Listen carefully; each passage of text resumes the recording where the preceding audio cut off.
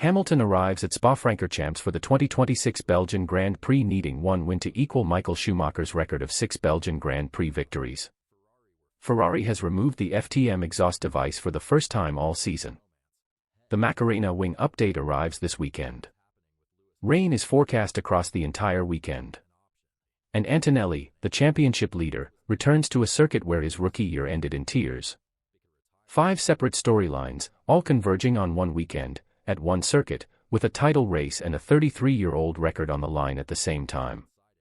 Start with the technical story, because it explains everything else. Ferrari's SF26 has run with a device internally known as FTM for the entire 2026 season. It first appeared during pre-season testing in Bahrain, where Ferrari engineers placed a small winglet directly behind the car's exhaust outlet, angled steeply upward and built from heat-resistant material rather than standard carbon fiber. The device uses hot exhaust gas to energize airflow around the rear wing and diffuser, generating additional downforce as engine revs increase. Teams are permitted to place an aerodynamic device in that zone of the car as long as it does not extend beyond 60 mm from the rear axle, and Ferrari's engineers found room to work within that limit by relocating the differential further back than usual. The FIA reviewed the concept during that same Bahrain test and cleared it as legal under the 2026 technical regulations.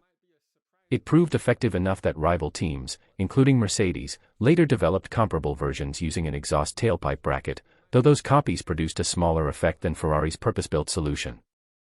The FIA has since confirmed that this category of exhaust-blown winglet will be banned starting in 2027, closing the loophole Ferrari discovered. For Spa, Ferrari's technical director Loic Serra has approved removing the FTM device entirely. The trade-off is straightforward in principle, even if the exact numbers are debated. Taking the winglet off costs the car some of its cornering downforce through medium and high-speed corners, but it reduces drag on the straights. Kemmel Straight is why the trade-off matters more at Spa than almost anywhere else on the calendar. It is the longest full-throttle zone in Formula One, a sustained acceleration run where every unit of drag translates directly into lost top speed and, over a full lap, lost lap time. Ferrari ran the SF26 without the FTM system during a recent test session specifically to gather data ahead of this weekend, and the results reportedly convinced Serra that dropping the device produces a net lap time gain at Spa despite the reduction in mid-corner stability. This is not a new approach for Formula One teams at this circuit. Most teams traditionally lower their rear wing levels at Spa to something closer to their Monza setup, accepting a less planted car through the middle sector in exchange for higher straight-line speed. For Hamilton and teammate Charles Leclerc, the change is expected to be one of the lowest downforce configurations Ferrari runs all season. Alongside the FTM removal, Ferrari brings its Macarena wing back into play this weekend. The wing earned its nickname from team principal Frédéric Vasseur, who compared its rotating motion to the mid-1990s dance of the same name. Unlike a conventional DRS flap, which simply opens a gap to reduce drag, the Macarena wing physically rotates so that its aerodynamic profile flips upside down when the car enters low-drag straight-line mode. In cornering mode, the wing's upper surface is smaller than its underside, and that difference in surface area is what generates downforce. When the wing flips, the previously smaller surface becomes the lower one, opening a far larger gap for air to pass through than a standard flap allows.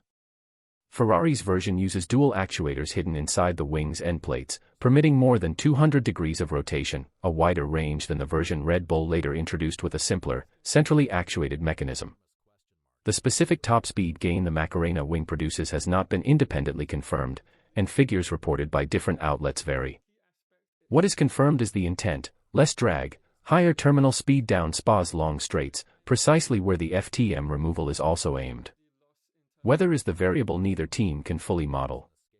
9 races into the 2026 season, Formula One has not run a single wet qualifying or race session.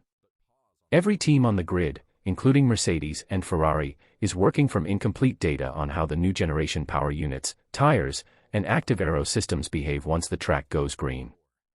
Pirelli developed this year's wet weather tire largely through simulation and limited mule car testing rather than representative wet running. Drivers across the grid, including Antonelli and Russell, have acknowledged they have not properly tested the 2026 specification wet tire in race conditions. That absence of wet weather data cuts specifically against Mercedes' biggest strength this season: energy management. Antonelli himself described 2026 era racing as a form of chess, built around how precisely a driver and team deploy the car's 350 kilowatts of electrical power over a single lap.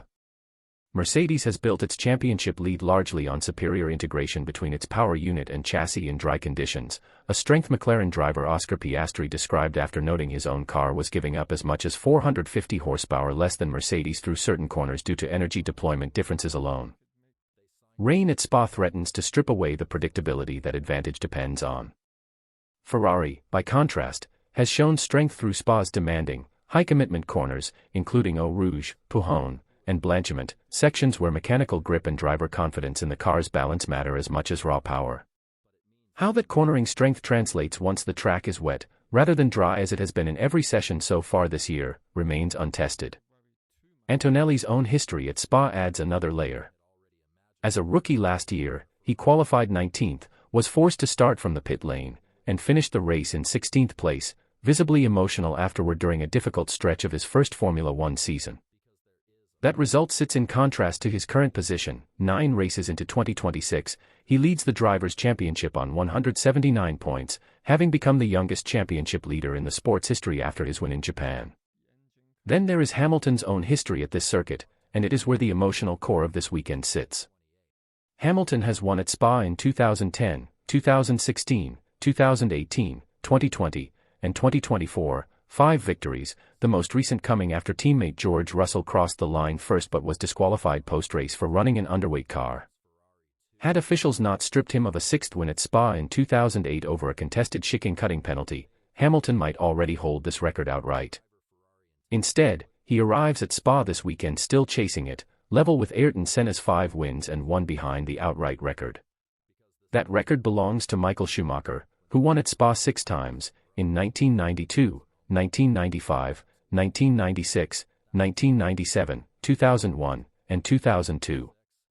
Schumacher's first win came at the same circuit where he made his Formula One debut a year earlier, and his 1995 victory, secured from 16th on the grid, remains regarded as one of the standout wet-weather drives in the race's history. Hamilton now races for Ferrari, the team Schumacher turned into the most successful constructor in the sport's history, and a win this weekend would put him level with the driver most associated with Ferrari's modern era, wearing the same red the record was largely built in. The championship math sharpens the stakes further. Antonelli leads Hamilton by 32 points after 9 rounds, with Russell sitting 25 points behind Antonelli in second. A race win at Spa is worth 25 points. Even a maximum score weekend for Hamilton, paired with 0 points for Antonelli, would not fully close that gap in a single race, though it would represent the sharpest single weekend swing available on the calendar at this stage of the season. Antonelli has failed to score points in 2 of his last 3 races, while Ferrari has taken victories in each of the last 3 races between its 2 drivers. Much of Antonelli's championship advantage has been built during a season with 0 wet sessions, on a strength, dry weather energy management that has not yet been tested against genuinely wet conditions in a competitive race.